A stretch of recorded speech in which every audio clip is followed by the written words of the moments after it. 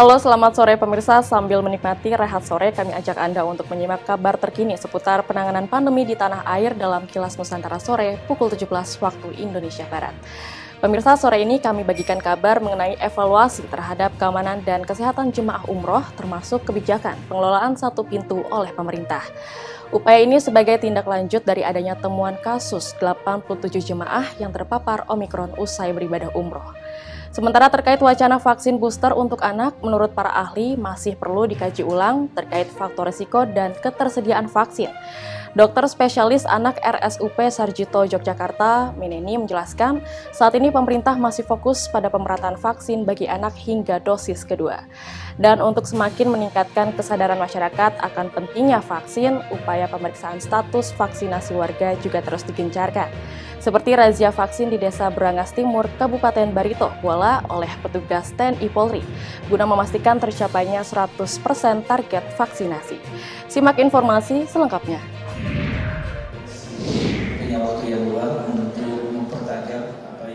Kementerian Agama melakukan evaluasi terhadap prosedur penyelenggaraan ibadah umroh. Evaluasi dilakukan sebagai respons terhadap temuan kasus 87 orang jemaah yang positif COVID-19 varian Omikron usai melakukan perjalanan ibadah umroh. Direktur Jenderal Penyelenggaraan Haji dan Umroh Kementerian Agama Himan Latif usai melakukan pertemuan dengan para pemilik travel haji dan umroh di Jawa Barat di Gedung Pusdai Kota Bandung mengatakan bahwa evaluasi difokuskan untuk memastikan keamanan dan kesehatan jemaah umrah.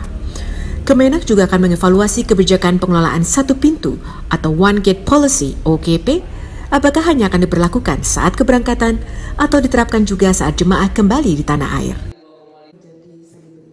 Saat ini kami juga dengan One Gate Policy ini mau kita lihat perkembangannya ke depan, apakah kita fokus juga atau menghandle jamaah pulang kembali dari Saudi ataukah kita fokus pada pemberangkatan. Sejauh ini evaluasinya seperti apa? Ya? Sejauh ini evaluasinya seperti apa? Ya, evaluasinya alhamdulillah ya, berjalan. Ketika berangkat banyak yang juga tidak bermasalah. Mereka semua secara kesehatan negatif, prosesnya juga standar, kemudian juga dokumen-dokumennya juga standar. Yang penting jamaahnya lancar. Sementara itu, Ketua Forum Komunikasi dan Silaturahmi Travel Haji dan Umroh Jawa Barat, Wawan Misbah, mendukung Kementerian Agama untuk memberlakukan OGP saat kepulangan jemaah. FKS Patuh juga mengusulkan agar petugas pengambil sampel tes swab berasal dari Kemenak agar dapat lebih terawasi. Kita mengusulkan ke beliau agar petugas atau lab yang swab kita jemaah itu ditentukan oleh Kementerian Agama, diawasi ditentukan oleh Kementerian Agama. Itu dua poin yang paling penting untuk kepulangannya. Kalau berangkatnya kan Kementerian Agama yang punya otoritas lah. Nah pulangnya juga jangan kita dilepas. Sebelumnya, 87 orang jemaah dipastikan terpapar COVID-19 usai tiba di Indonesia setelah melakukan perjalanan ibadah umrah. Angka tersebut pun menyumbang 20% peningkatan kasus COVID-19 varian Omikron di tanah air. Saat ini, 87 orang jemaah yang terpapar Omikron tersebut tengah menjalani isolasi di Wisma Atlet Jakarta. Dari Bandung, Jawa Barat, Mardiansyah Al-Afghani, Kantor Berita Antara, mewartakan.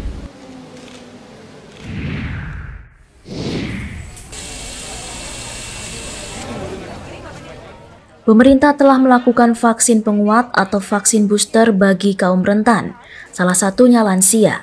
Tidak menutup kemungkinan vaksin booster juga akan diberikan kepada anak-anak yang juga termasuk rentan terpapar oleh COVID-19. Dokter spesialis anak RSUP Sarjito Yogyakarta, Meneni Sitaresmi menjelaskan, vaksin booster diprioritaskan bagi yang rentan terpapar COVID-19 dan diberikan setelah 6 bulan dari dosis kedua. Sementara itu, untuk vaksinasi anak saat ini masih pada dosis pertama, sehingga belum termasuk prioritas untuk mendapatkan vaksin booster. Untuk saat ini yang menjadi fokus utama, menuntaskan vaksinasi primer bagi anak hingga pada dosis kedua secara menyeluruh dan merata. Kita prioritaskan dulu ya, tadi lansia, kemudian teman-teman dengan orang-orang dengan komorbid. Kemudian, nah setelah itu kalau semua, kemudian 18 tahun, nah nanti baru kemudian mestinya perlu ada kajian lagi ya terkait dengan faktor risiko, terkait juga dengan ketersediaan vaksin. Karena ini kan penyakitnya baru, vaksinnya juga baru, nanti tentunya berdasarkan kajian-kajian epidemiologi dan tentunya berdasarkan juga penelitian.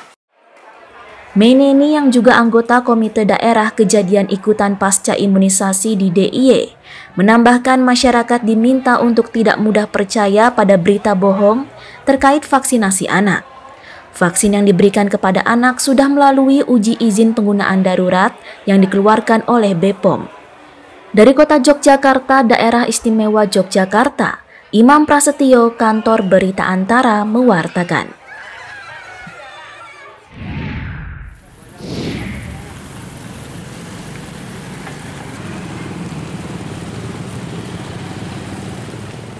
Jajaran petugas dari TNI dan Polri Kabupaten Barito Kuala, Batola menggelar razia vaksinasi di depan Gedung Serbaguna, Desa Berangas Timur, Kecamatan Alalak, Kamis 20 Januari. Setiap warga yang melintas diminta untuk menunjukkan kartu vaksin sebagai bukti telah mengikuti program vaksinasi yang dicanangkan oleh pemerintah sebagai upaya untuk membentuk kekebalan komunal terhadap COVID-19.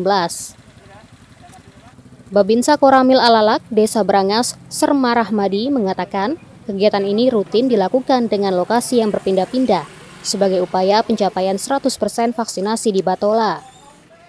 Pemeriksaan kartu vaksin, sekalian jika tidak ada warga kita yang tidak memiliki kartu vaksin atau belum divaksin, maka akan langsung dilaksanakan vaksin 1 maupun vaksin 2 yang dilaksanakan di Aula Berangas Timur, yang mana untuk kesehatan warga kita dan pencapaian 100% Batola.